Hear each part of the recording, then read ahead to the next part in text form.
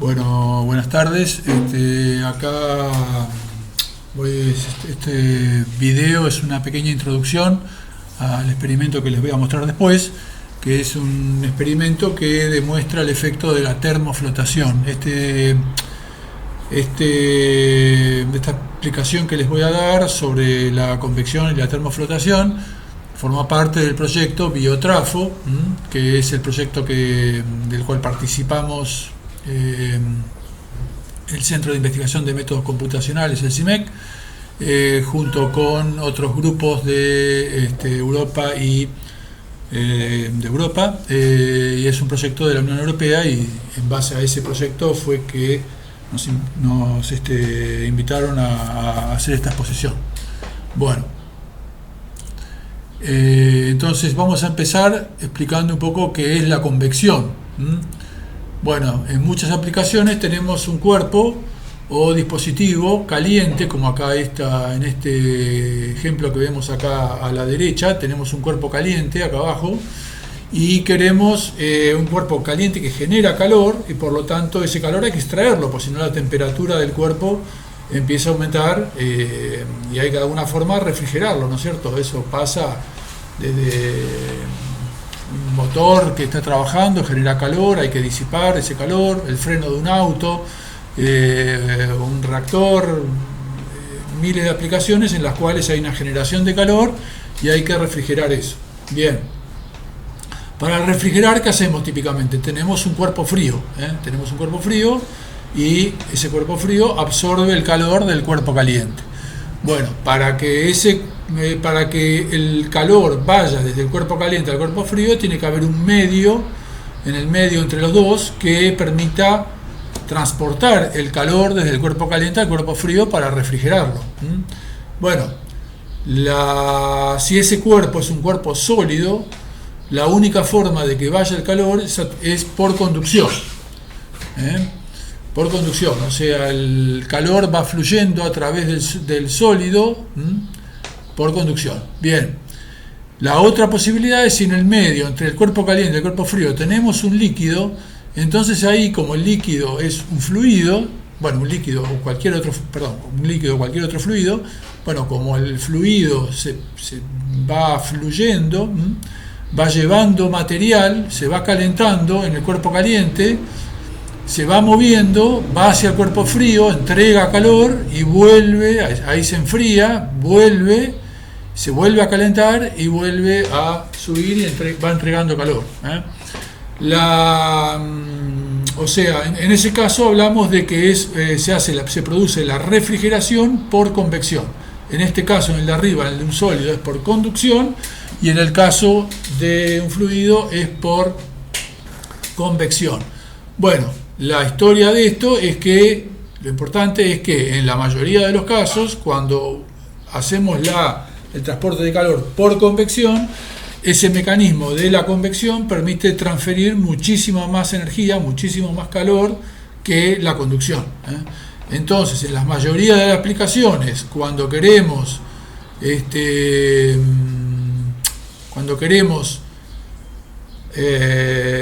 refrigerar un cuerpo, o sea, incrementar la capacidad de extraer calor, por lo general ponemos fluidos y fomentamos que se produzca un movimiento del fluido para producir convección y refrigerar, porque la conducción permite extraer mucho más calor.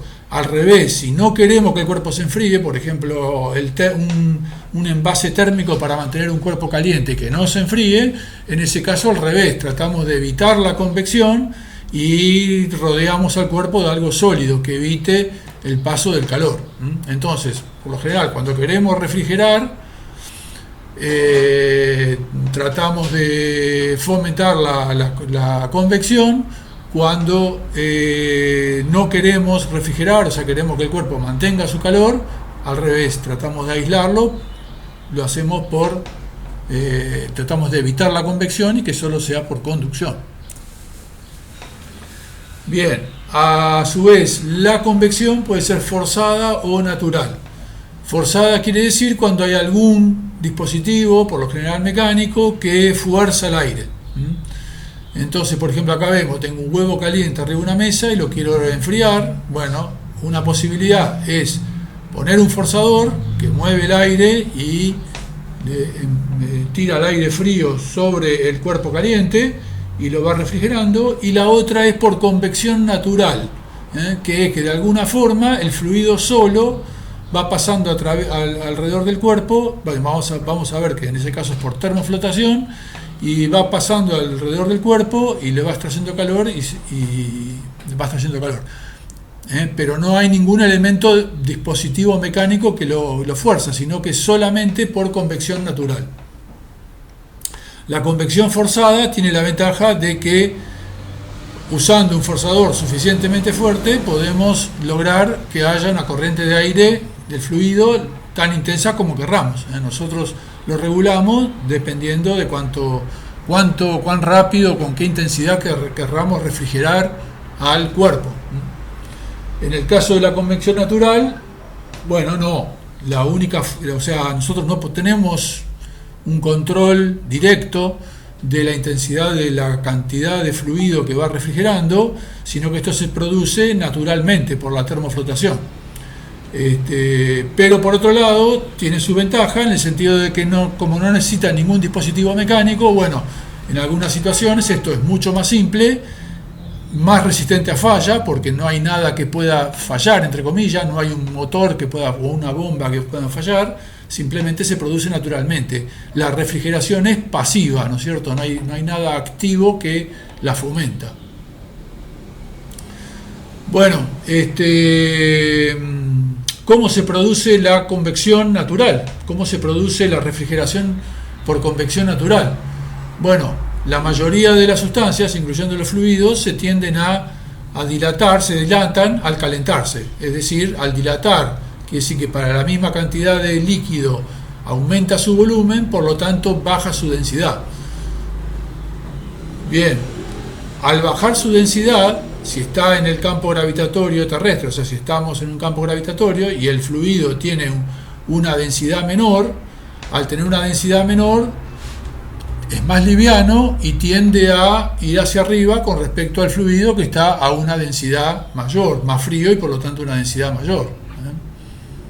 Entonces acá vemos el ejemplo, acá arriba tenemos un cuerpo caliente abajo, un cuerpo frío arriba, un líquido. Bueno, ese líquido se va a calentar en el cuerpo caliente y cerca del cuerpo caliente, y por lo tanto va a tender a subir. Al subir toma contacto con el cuerpo frío, se enfría, aumenta su densidad y ahí tiende a bajar. Ese es el mecanismo de convección natural por termoflotación. Entonces vemos que para que se produzca termoflotación tiene que haber tres cosas, ¿no es cierto? Por un lado, la fuente caliente tiene que estar por debajo. ¿Por qué? Porque si fíjense el caso de acá abajo, si tengo el cuerpo caliente arriba, entonces el cuerpo caliente calienta al fluido que está cerca de él, pero ese fluido entonces, ese líquido entonces es menos denso y no va a tender a bajar. Entonces la convección se produce solamente si el cuerpo caliente está por debajo. Bien, entonces decíamos que para que se produzca convección natural tiene que haber tres requerimientos. Uno, que la fuente caliente debe estar por debajo. Otro, que el fluido, que sea un fluido que se dilate con la temperatura. Bueno, la mayoría de los fluidos se dilatan con la temperatura, pero bueno, el movimiento va a ser más intenso cuanto más se dilate el fluido con la temperatura. Y después además tiene que haber un campo gravitatorio. Si no hay campo gravitatorio no se produce convección natural. Si yo hago esto en la Estación Espacial Internacional, donde no hay gravedad, bueno, no se va a producir convección. Bueno, y a su vez entonces la intensidad de la circulación es proporcional entonces a estos tres factores. A la intensidad de la fuente de calor, cuanto más intensa es la fuente de calor, mayor es la diferencia de temperatura, mayor la diferencia de densidades y más intenso la convección natural. A la expansibilidad del fluido, o sea, cuánto se expande el fluido, cuánto se dilata el fluido con la temperatura. Hay una propiedad de la sustancia, de los líquidos y también de los sólidos, que es cuánto se dilata al calentarse. Hay cuerpos que se dilatan, hay sustancias que se dilatan más que otras. Entonces, bueno, también la intensidad del flujo de convección va a ser más intensa cuanto mayor sea esta expansibilidad, y también a la intensidad del campo gravitatorio. Si estoy en la Tierra, va a producirse, para ciertas condiciones va a haber una cierta convección natural. Si estoy en otro planeta donde la gravedad es mayor, bueno, va a ser más intenso. Y si estoy en menor gravedad o cero gravedad, como es en órbita, en la estación espacial o algo así, no va a haber convección natural. Bien, ejemplos de convección. Acá vemos típicamente un recipiente con agua que lo caliento y lo hago hervir. Bueno, se produce un flujo intenso de convección.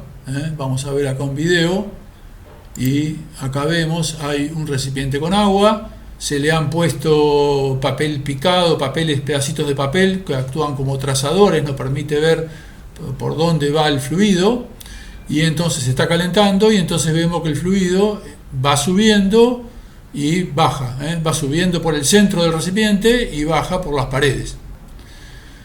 Bien, otro ejemplo es fíjense acá, es un ejemplo como ese, digamos, pero acá vemos, fíjense en este cuadro de acá, abajo a la derecha, cuando empiezo a calentar el fluido, bueno, si es en un tacho como como en el recipiente que vimos recién, bueno, el fluido sube por el centro y baja por las paredes.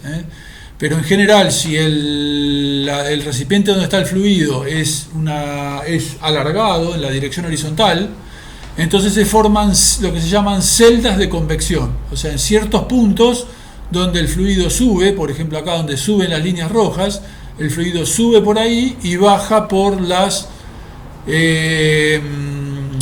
líneas azules. Vista superior de acá de un fluido que está siendo calentado, y es un flujo que tiene una coloración de tal forma que se ve bien por dónde sube y por dónde baja, y fíjense que desde arriba se ven una serie de zonas, de celdas. En el centro de las celdas el fluido caliente sube, y en las zonas, en los bordes entre las celdas, el fluido está frío y baja.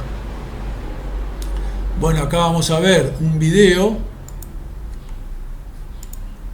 donde estamos viendo ese efecto en el Sol. Esto es la superficie del Sol.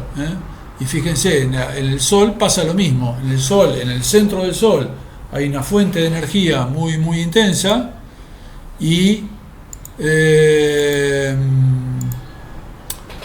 entonces se producen el calor que trata de escapar desde el centro del Sol, sale hacia afuera del Sol y finalmente nos llega a nosotros.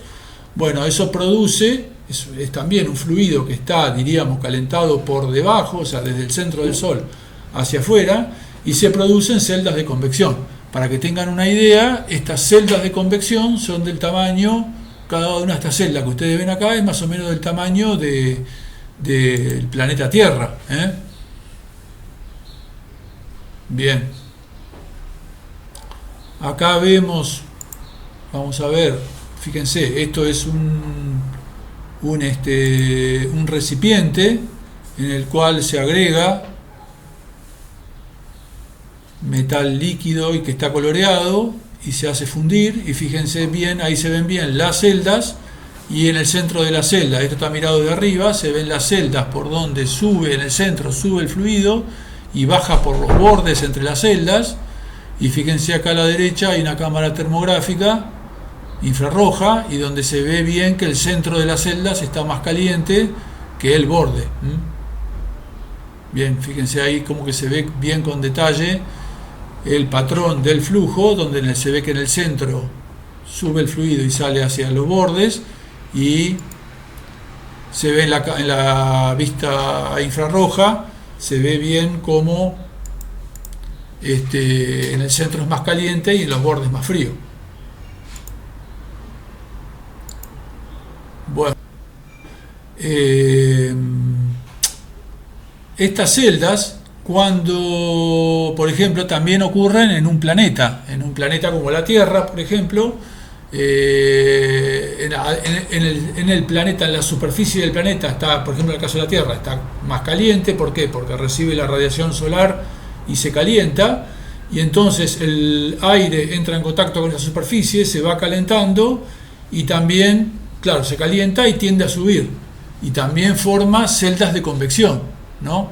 Bueno, esas celdas en el caso del planeta Tierra se le llaman celdas de Hadley, ¿eh? Esto también está afectado por la rotación de la Tierra. Entonces, en el caso de un planeta, debido a la rotación se forman celdas de convección, que son las celdas de Hadley, y esas celdas, ahí vemos que está el planeta y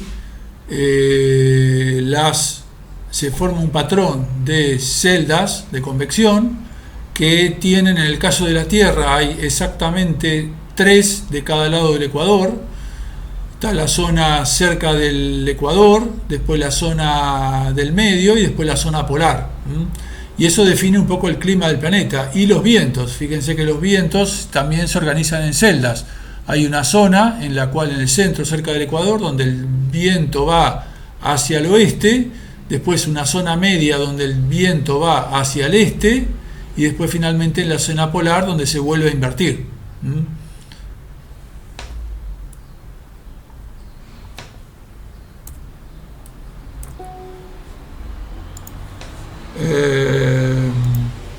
Acá vamos a ver, en el caso de esa intensidad de las celdas, en el caso de, bueno, las celdas de Hadley en un planeta, también depende de la intensidad de la fuente de calor interna del planeta.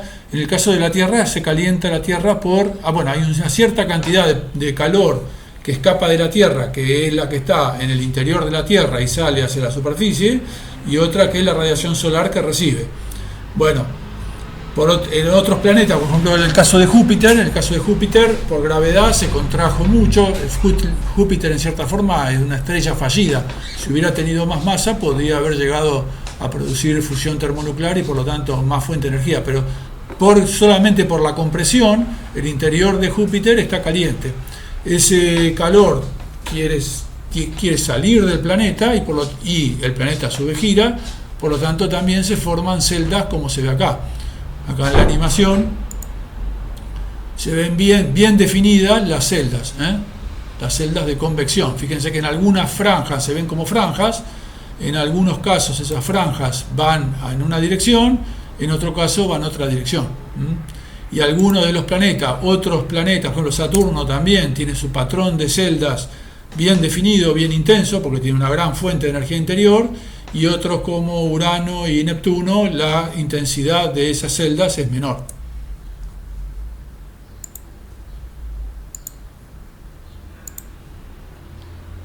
Bien. Las corrientes, otros ejemplos de convección son las corrientes marinas. Las corrientes marinas, el agua también, por diferencia de temperatura, se calienta cerca del ecuador y se enfría cerca de los polos, también tiende a ir desde el ecuador hacia los polos y volver. Eso forma también corrientes, y con sus correspondientes celdas de convección. Bueno, una cosa adicional con respecto a la convección es que, fíjense, por ejemplo, supongamos que tenemos un fuego acá, unas brasas, y bueno, en este caso el aire, para que esa combustión se produzca, necesitamos que vaya oxígeno, que vaya aire, ¿no? Entonces normalmente un fuego como este funciona de forma de que al entrar el aire se calienta, sube, se enfría y vuelve a bajar, ¿no? Eso produce una corriente de aire que es la que lleva oxígeno al fuego. Eso es lo que hace que se pueda producir combustión. Entonces, cuando hacemos el fuego para un asado, por ejemplo, el fuego se produce mejor cuanto más favorezcamos de que se produzca la convección y lleve oxígeno a las brasas. Bueno, en ese caso, esto lo podemos mejorar poniendo una chimenea. Mucha gente pone arriba de las brasas un caño de ventilación metálico, entonces eso favorece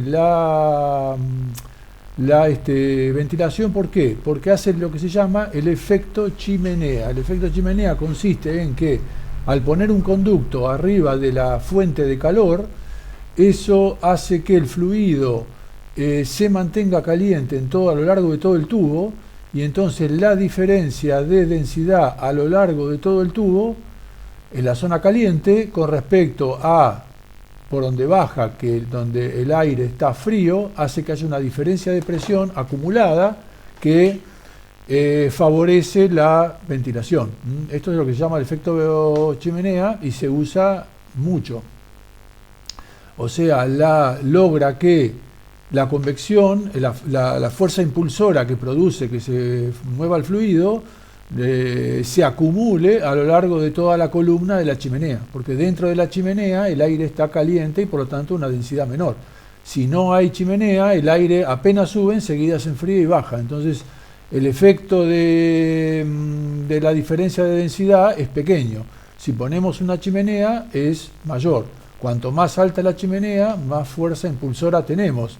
Claro, por supuesto, si hacemos muy alta, llega un momento que el fluido se empieza a enfriar adentro de la chimenea. Pero si la chimenea es bastante, que no deja pasar el calor, bastante aislante, entonces el fluido sube caliente y se mantiene caliente una distancia muy alta a lo largo de toda la chimenea y produce un efecto acumulativo que hace que la fuerza impulsora sea mucho más grande. Eso es lo que hacemos, por ejemplo, acá, cuando vemos acá arriba a la derecha, en un asador de una casa, por ejemplo, le ponemos la chimenea, porque eso hace que favorezca el aire caliente, favorezca la convección, eso produce una corriente de aire muy importante y eso hace que el humo salga por la chimenea. Por supuesto, las chimeneas tienen ese uso en las chimeneas industriales. Acá abajo vemos diferentes tipos de chimeneas industriales. Están para eso, para favorecer la convección y lograr, digamos, de alguna forma es como que usan la energía térmica del gas que sale para producir energía mecánica, para favorecer que solo el aire suba. Y también hay que tener en cuenta que el efecto chimenea juega un papel negativo, digamos, en los incendios.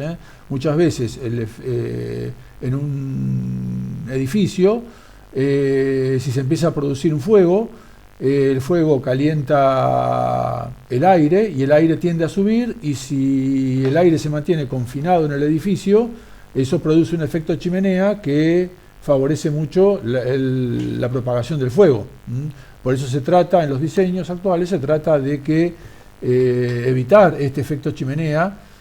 Incluso en el incendio que vemos acá, que fue el incendio de la Torre Grenfell en Londres, donde murió mucha gente, en parte se debió a que se producía un efecto chimenea. En el recubrimiento exterior había una capa de aislante que no era prueba de fuego, esa capa se quemaba y producía efecto chimenea a través de ese recubrimiento exterior. Bueno, entonces acá vamos a explicar un experimento. El experimento que vamos a hacer para mostrar el efecto de la termoflotación consiste en dos vasos. Hace falta dos vasos. En lo posible deben ser transparentes y lisos para que se pueda ver a través de ellos. Colorante para teñir agua, eso normalmente se puede conseguir en una casa de artículos de cotillón, donde se compran las cosas para tortas. Es el colorante que se usa para colorear comida, lo mejor, porque ya sabemos, con eso estamos seguros de que no es tóxico ni nada. Ese sería el mejor caso. Y después hace falta agua caliente y fría para ver la termoflotación. Entonces, el experimento consiste en colocar el agua caliente con el colorante en el vaso inferior. Después, colocar el agua fría en otro vaso, taparlo con una bandejita, puede ser una bandeja de tergopor o similar, esas bandejas que vienen de separador en los productos del supermercado. Bueno, o si no, cualquier otro tipo de plástico, en lo posible rígido y delgado. Se tapa entonces el agua fría, se pone el agua fría en otro vaso, se tapa con la bandeja, Los dos vasos conviene que estén lo más llenos posible, rebalsando, y entonces damos vuelta al vaso con el agua fría y lo ponemos sobre el vaso con el agua caliente. Bueno, como está el separador ahí en el medio, no se van a poder mezclar los fluidos. Entonces lo que hacemos es ir deslizando un poco la placa, el plástico, lo vamos deslizando un poco hasta que haya un pequeño pasaje por donde el agua entre los dos medios pueda circular. Por supuesto se puede ahí escapar un poco de agua hacia afuera, pero bueno, no va a ser, no es para tanto. Conviene todo esto hacerlo, por supuesto, arriba de una bandeja o algo para evitar este derrame, ¿no? Para evitar hacer lío. Bueno, entonces vamos deslizando la placa esta, la plancha esta, hasta que se produzca un pequeño pasaje, y lo que debemos observar entonces es que ahí el agua caliente, coloreada, empieza a subir y va hacia la región donde está, hacia el vaso superior donde está el agua fría. Con respecto al agua caliente y agua fría, lo que conviene del agua fría es agarrar en una jarra, poner agua, cubitos, esperar que se fríe bien y usar eso como agua fría. Y para el agua caliente se puede usar agua al calefón, conviene tampoco que no esté muy demasiado caliente para no quemarse, para no producir accidentes. Entonces bueno, ahí estamos viendo ahora estamos viendo ahí lo que debemos observar. Vemos como el agua caliente del vaso inferior, que está coloreada, sube a través del pequeño, en este caso hicimos un orificio, una pequeña rendija. La otra es, como les dije, ir corriendo un poquito hasta que se forme una separación.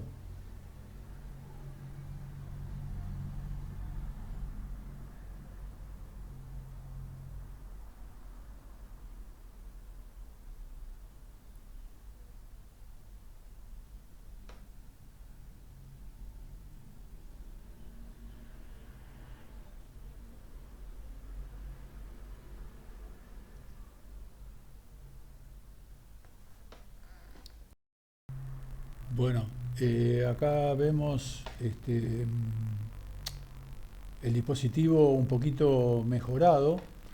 En vez de la membrana, la plancha que desplazamos para formar una rendija y que el fluido pase por ahí, en vez de eso acá lo hacemos dejando pasar el fluido a través de dos canales, dos tubos, dos tubos.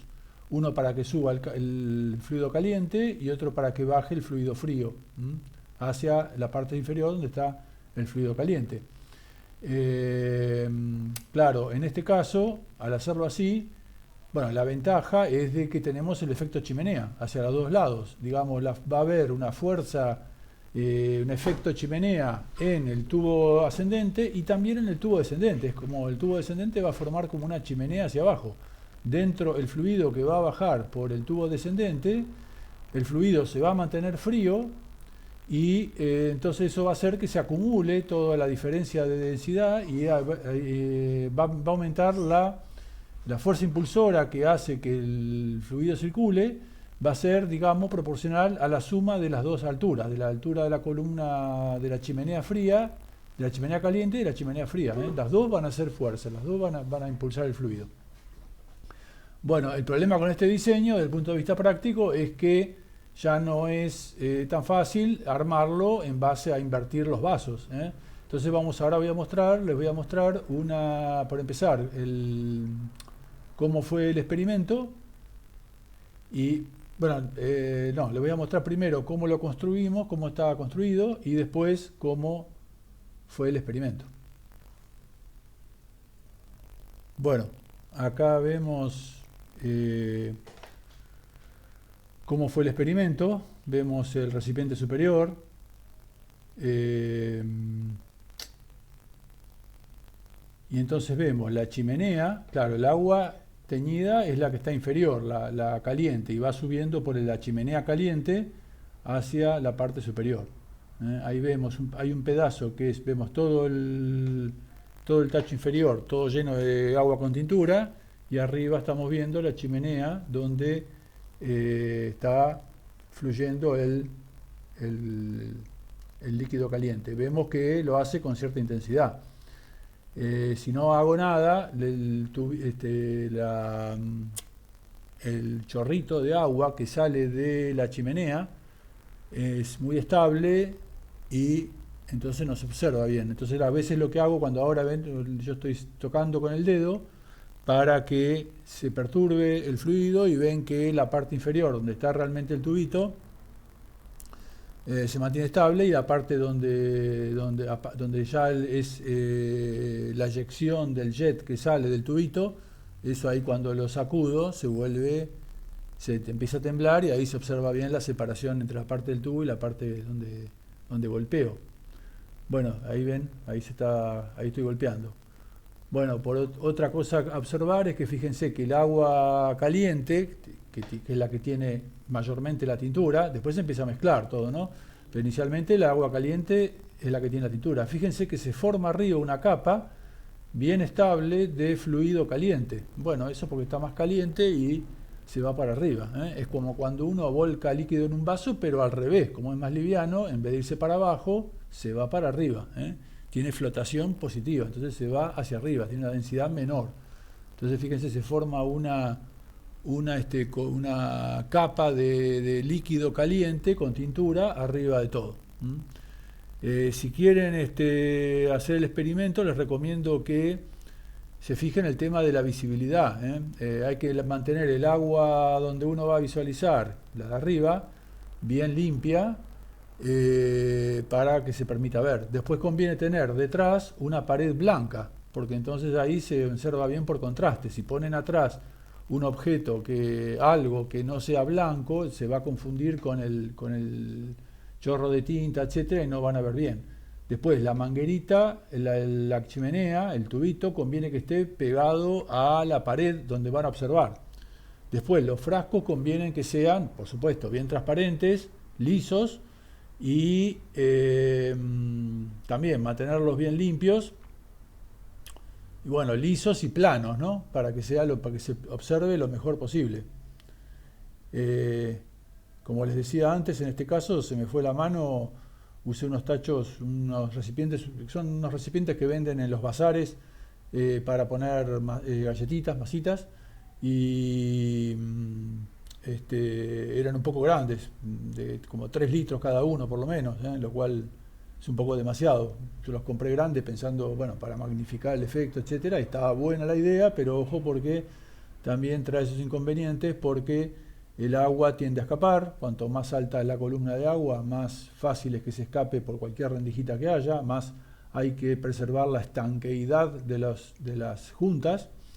Y también, bueno, toda la manipulación también es un lío. Si ustedes tienen que repetir el experimento, vaciar y sacar un recipiente de 3 litros, no es lo mismo que un recipiente menor, ¿eh? Ahí ven cuando toco en el recipiente para producir el tembleo de la columna de líquido caliente, de líquido con tintura. Y tienen unos tubitos que están hechos con ¿cómo se llama? Con sorbetes y pegados ahí con poxilina, pasan a través de las tapas, ahí se ven los remaches, y pasan a través de las tapas.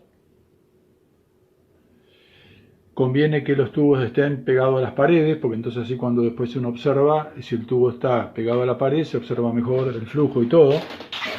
Y bueno, el tacho inferior, el recipiente inferior está tal cual, y el de arriba tiene cortada la parte superior para echar el agua, fría. Entonces uno echa el agua caliente abajo, coloreada, después lo cierra y después arriba le echa el agua fría.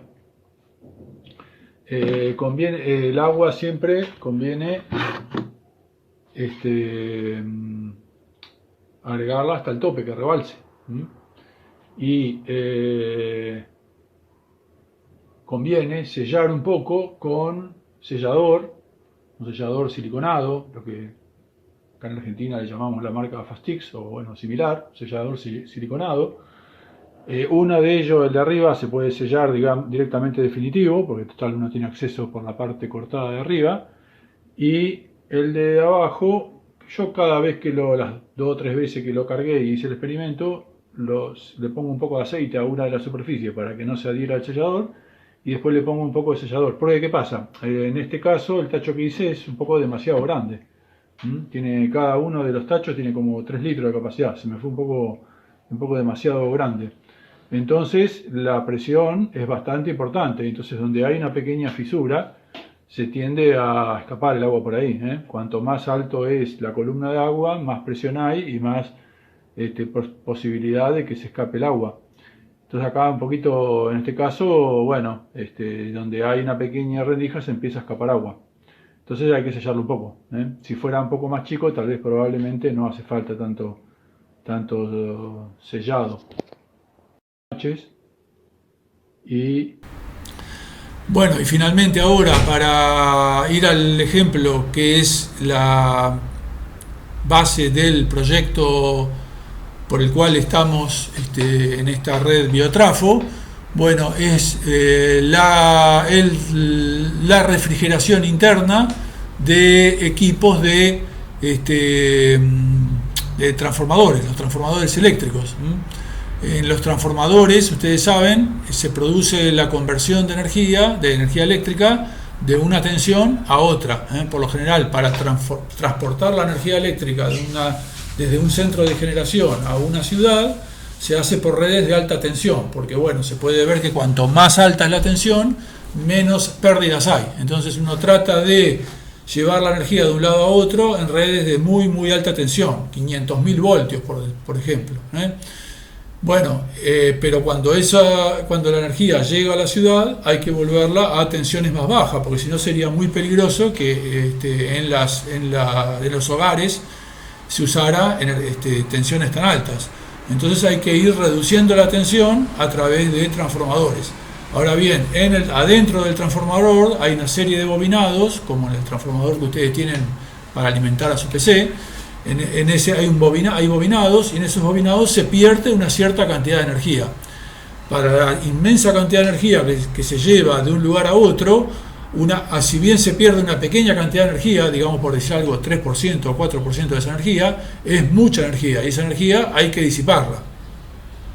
Bueno, entonces los transformadores adentro, en el interior, los bobinados, están rodeados de un aceite que es el encargado de remover ese calor. Si ahí no hubiera aceite, hubiera aire, por ejemplo, como el aire tiene menor capacidad para llevar calor, bueno, costaría más refrigerarlo y se sobrecalentaría. Entonces tratamos de usar un aceite que sea lo más conductor del calor posible.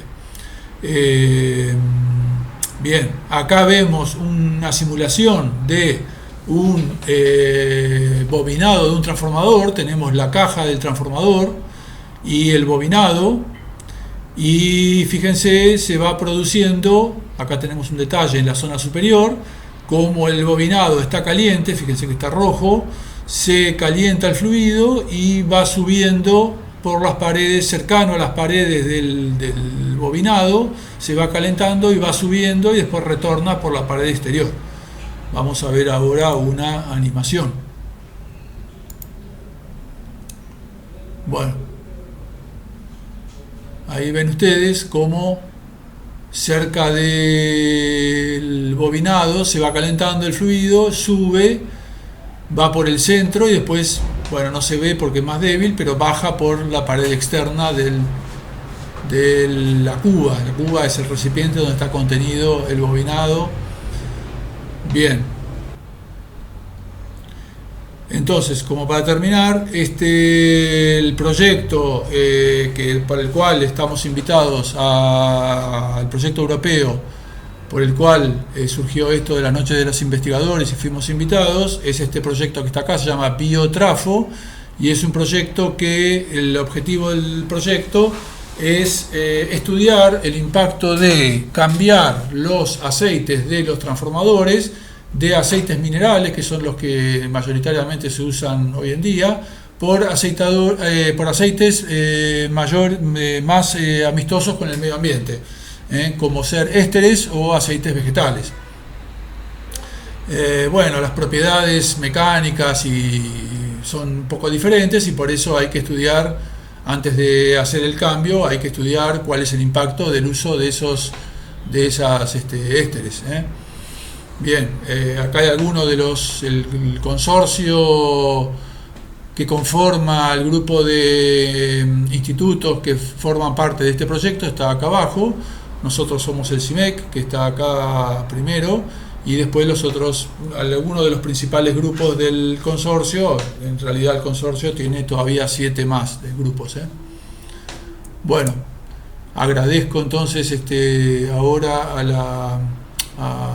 la Comisión Europea por el proyecto Biotrafo y a otros proyectos de Argentina que han financiado esta investigación. Y bueno, vamos después a pasar a mostrar el experimento.